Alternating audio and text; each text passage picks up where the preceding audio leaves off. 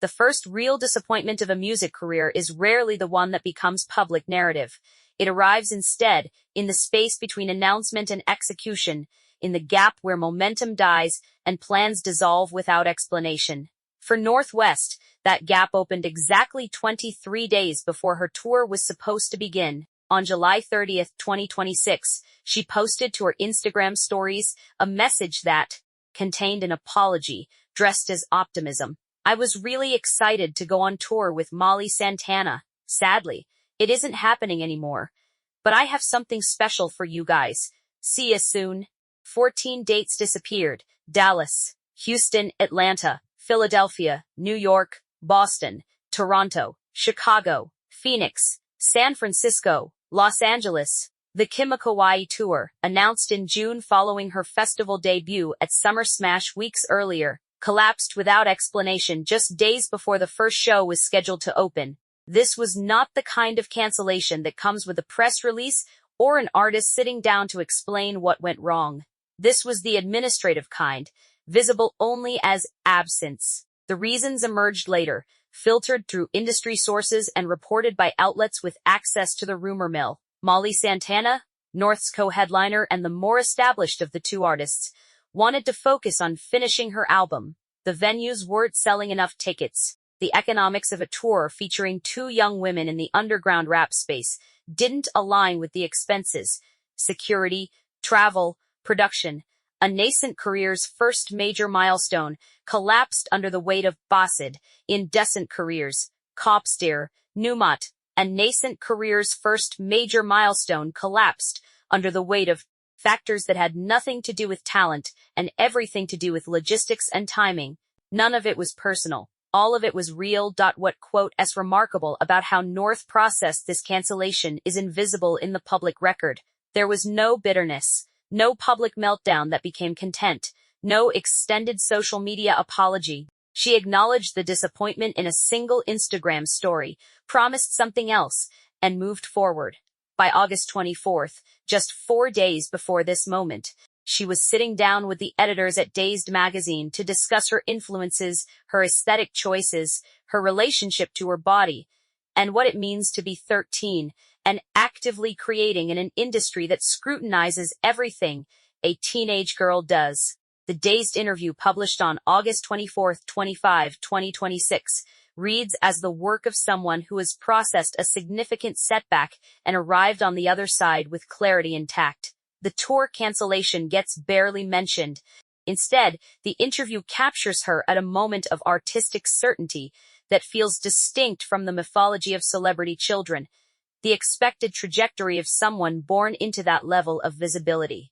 What emerges is a teenager with genuine preferences, demonstrable influences, and a clear-eyed understanding of what she wants her life to prioritize. The conversation gravitates towards Summer Smash first. 6 weeks earlier, on June 12, 2026, she had performed for the first time at a major festival as a solo artist. Just 3 days shy of turning 13, she walked onto the Lenny's tent stage in Bridgeview, Illinois, alone. No parents, no collaborators. She was one performer among dozens that night, part of a lineup that included Lil Uzi Vert, Chief Keef, G Herbo, and Molly Santana. The stage setup was sparse. Gothic-style gates. She wore a black Balenciaga ensemble, dark sunglasses, spiked jewelry, piercings on her hands. She performed Talking, the collaboration, with her father, from the album Vultures 1. The crowd responded. Social media clips showed people genuinely engaged, not performing engagement for their feeds.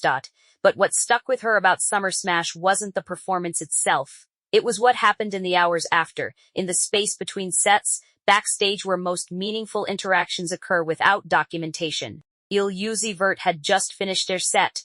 North West got to meet them. "It was crazy," she told Dazed weeks later, describing the backstage encounter. "I got to meet them after. I cannot believe it even happened. I'm still starstruck." The word choice matters. Not impressed, not excited. Starstruck, a term that carries within it genuine disbelief.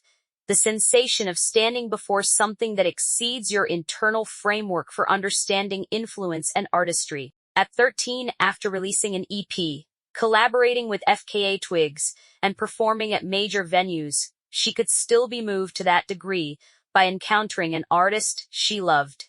The moment wasn't about meeting celebrity. It was about someone who understood that a particular artist had shaped how she thought about music and sound, meeting that artist in physical space. When asked directly about her musical influences, North's answers reveal something precise about how she filters the infinite amount of music available to her. She doesn't default to the obvious choices, the artists her parents would have introduced her to, the figures who have explicitly helped her career. Instead, she returns immediately to Lil Uzi Vert's Pink Tape. I really love all of the Pink Tape. When I first heard it, I was like, oh my gosh, and people were hating on it for no reason. That's what inspired my EP too, she said. This is a 13-year-old with access to every album ever recorded the moment it exists. She could consume anything, anywhere. Instead, she chose an album that received mixed critical reception, a project that required her to hold a position against consensus. She didn't wait for validation from the critical establishment. She identified something in the work and let it reshape her own thinking. When asked where she looks for inspiration, she described a process of absorption. Everybody I listen to, everybody I like, I take little bits of their swag and just make my own swag out of it. This is not the answer of someone parroting what her parents told her to say.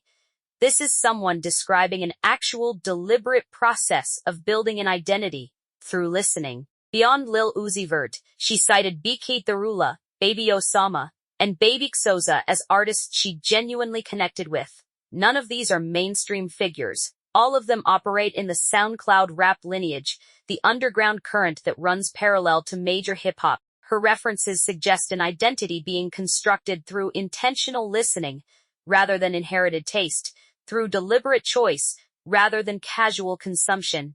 The most revealing part of the interview came when she was asked a straightforward question about her future. She was 13 years old, approaching 14, and had just experienced the cancellation of her first major tour. How did she imagine her life unfolding? She was asked if she'd still like to become a basketball player, something she had mentioned wanting when she was younger.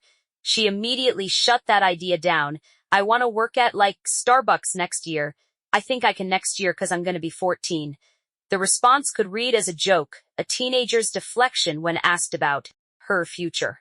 But when pressed on what work actually means to her, she became explicit.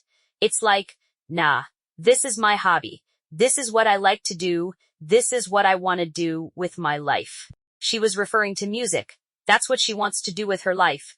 The desire for a regular job like working at Starbucks was secondary, something to do alongside music perhaps, or a statement about normalcy, or a way of saying she doesn't need her parents' wealth or industry connections to define her value.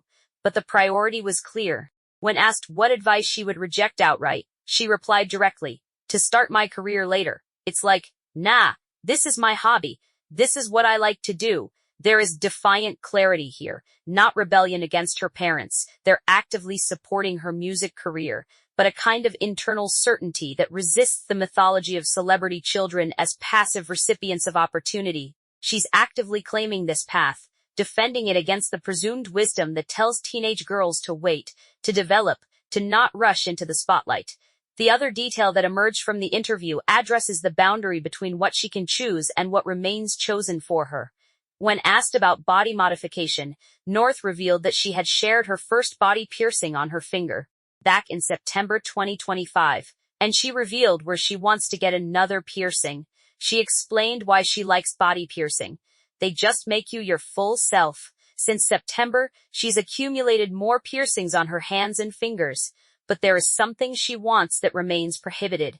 I really want to get my bridge pierced, but I'm not allowed. A bridge piercing occupies a different category than finger piercings. It's centered on the bridge of the nose, prominent, facial, permanent in appearance. It's readable by every camera pointed in her direction. The distinction matters. Hand piercings exist in the territory of intentional style, controllable, aesthetic, something she can incorporate into the visual presentation she's actively constructing. A bridge piercing crosses a different threshold. It becomes part of her face, in the way her blue pigtails are part of her face. permanent, unavoidable, part of how the world sees her. The question of who prohibits this isn't addressed in the interview. The answer is obvious enough that it doesn't require stating. But the constraint itself reveals something about how autonomy is negotiated for people in her position. The complex calibration between what she wants to do with her own body and what the people who love her think is premature or unwise. Her parents have permitted her to make certain choices. She can pierce her fingers. She can release music. She can perform at festivals. She can build a career. But a bridge piercing sits at the intersection of permanence, visibility, and the irreversible nature of teenage decisions. What's notable is that North doesn't express resentment about the restriction. She states it as fact, something she wants, something she isn't allowed to have. There's no evidence of rebellion, no suggestion that she's planning to get it done without permission. She's inhabiting the boundary rather than fighting it, the way people do when they understand that certain battles aren't worth the escalation. When asked about fashion and what items she considers essential, North revealed her most prized possessions. I have a Michael Jackson jacket that was a gift from my mom. Also, my Gia baskets. The Michael Jackson jacket is significant, a connection to the most influential figure in her father's artistic imagination, given to her by her mother. The shoes that exist in contemporary streetwear culture. This is someone building an identity that contains both inheritance and independent choice, both family legacy and personal aesthetic. The timing of this interview is significant. It arrives just weeks after the Kimokawaii Tour collapse, just days before the end of August 2026. North had experienced what most artists eventually experience, a plan that looked certain, announced, publicly promoted, in press releases, turned into nothing. She had watched an opportunity dissolve.